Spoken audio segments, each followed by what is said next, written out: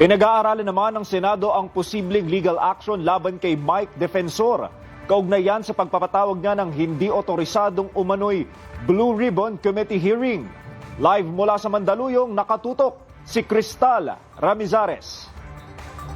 Kahit nga hindi sumipot ang mga Cayetano Block Senator ay nagpatuloy pa rin ang umano'y Blue Ribbon Committee hearing sa isang events place dito yan sa Mandaluyong. Kaya pinag-aaralan na rin ngayon ng liderato ng Senado ang posibleng legal action sa mga nagpatawag nito. Panluloko umano ang ginawa ni dating Congressman Mike Defensor sa unauthorized na paglalabas ng advisory sa umano'y Blue Ribbon Committee hearing ng Cayetano Block. Kaya pinag-aaralan na ng liderato ng Senado ang posibleng legal action laban kay Defensor. Chairman, hindi naman siya member, hindi naman siya senador. Kausap ko si Senator Erwin at pinag-aaralin din namin yung legal action dahil linoloko niya ang taong bayan.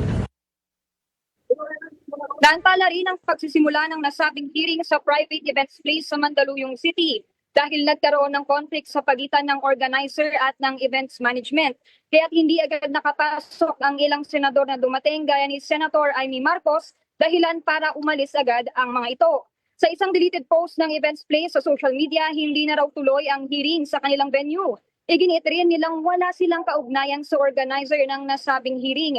Ipinaliwanag naman ng ilang staff umano ng mga senador na nagkaproblema lang sila sa kontrata at naayos naman ito. Hapunan ang inanunsyo na hindi nasisipot ang mga Cayetano Block Senator. Kahit wala ang mga senator, nagpatuloy pa rin ang umano'y hearing na naging press briefing na lamang sa pangunguna ni na Defensor at legal counsel ng 18 bagmen na si Attorney Levy Badigod. At higit kumulang 100 police personnel nga rin ang idineploy sa kahabaan ng EDSA Ortigas. Katapat lang yan itong events place kung saan nangyari itong Blue Ribbon Committee hearing. Para ngayon panatilihin ang peace and order dito sa lugar.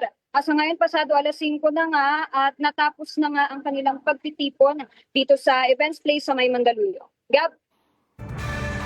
Maraming salamat, Cristal Ramizares.